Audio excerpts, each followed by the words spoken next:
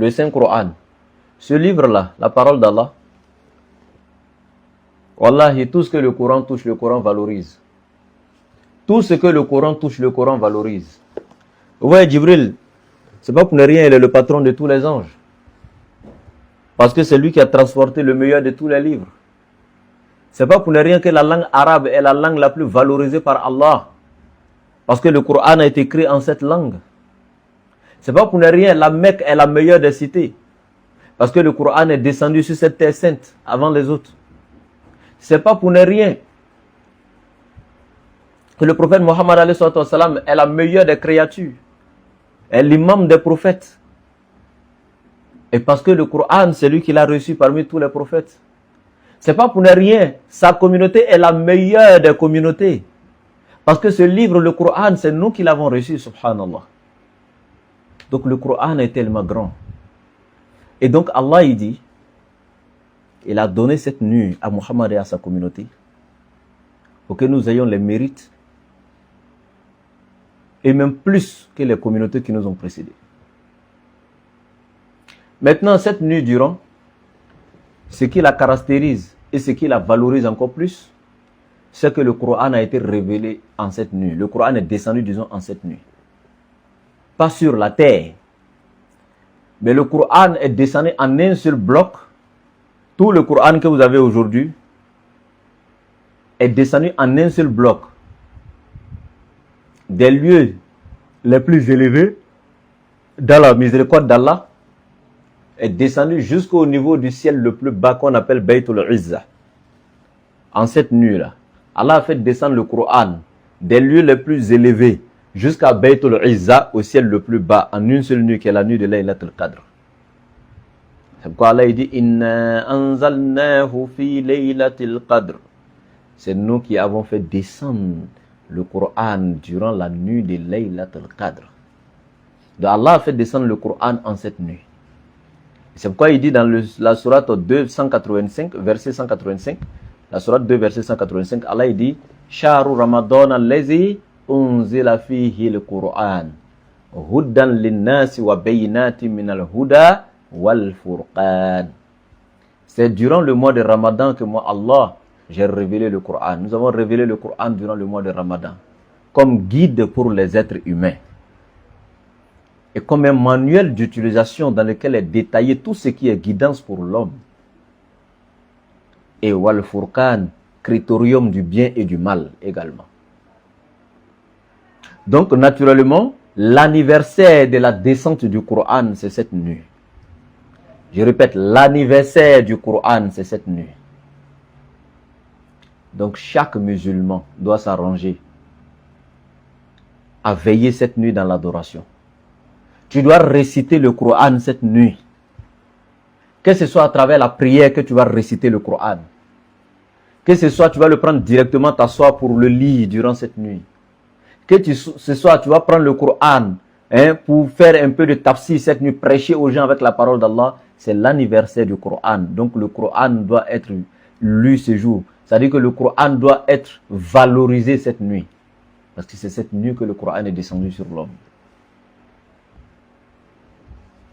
Alors donc, cette nuit, sachez qu'à l'origine, elle était connue. Elle était connue. Le prophète, Allah lui avait révélé la connaissance de cette nuit. Elle était la 40e nuit des derniers jours du mois de Ramadan. Bon, moi, on ne dit pas quelième, ce n'est pas le vrai français, la 40e.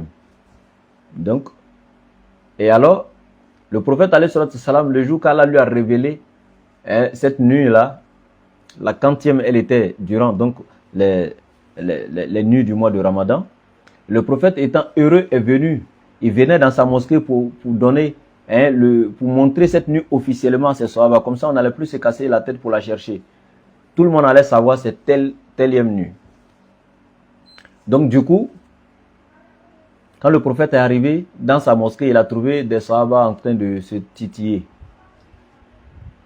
Et le prophète maintenant qui va les faire asseoir, les donner des conseils, apaiser les tensions, etc. et tout. Et quand il va finir, Allah va lui faire oublier. C'est pourquoi il était venu, l'information qu'il voulait leur donner. Et il leur a dit clairement, Il dit Allah m'avait révélé le jour exact, la nuit exacte de Laylatul Qadr durant le Ramadan. Et j'étais tellement content, je venais vous apporter cette bonne nouvelle et vous indexer, vous montrer cette nuit, afin que tous puissent la connaître.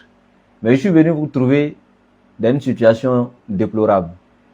Et voilà, Allah, il a enlevé ça, donc il m'a enlevé cette connaissance-là. Vous voyez? Donc c'est dans les sources authentiques. Et le prophète alayhi salam, voici comment il va dire à ses sahaba, donc maintenant, vous serez tenus de la chercher cette nuit. Parce que à cause de votre situation que je suis venu trouver là, Allah il m'a fait perdre cette connaissance. Donc il m'a arraché ça. Donc naturellement, vous devez la chercher maintenant et vous devez la chercher durant les 10 dernières nuits de Ramadan. Et il donne les indices, il dit vous devez la chercher durant les 10 dernières nuits de Ramadan. Et en plus, vous devez la chercher durant les nuits impaires. Ça ne veut pas dire que durant les nuits paires, il ne faut pas prier. Hein. Ramadan est fait, ça veut dire que ce mois-là, il est fait pour adorer Allah. Vous voyez, non?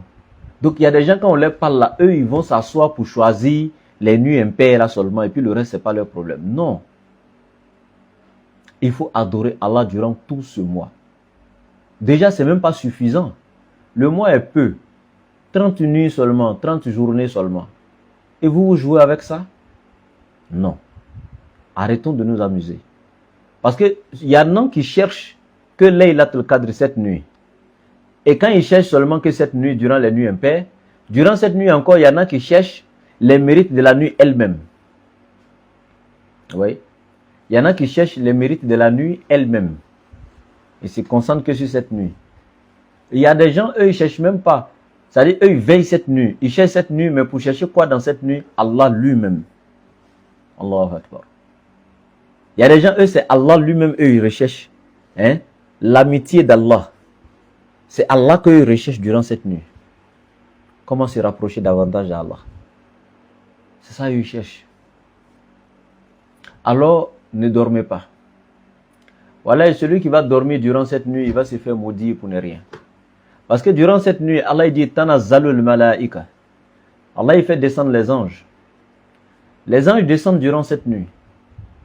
Mais avant d'aller sur la descente des anges, sachez qu'il y a des savants qui nous disent que les décrets dont on parle durant la nuit de Laylatul Qadr, puisqu'on a dit, je l'ai dit en amont, que durant cette nuit, Allah il décrète tout concernant les êtres humains.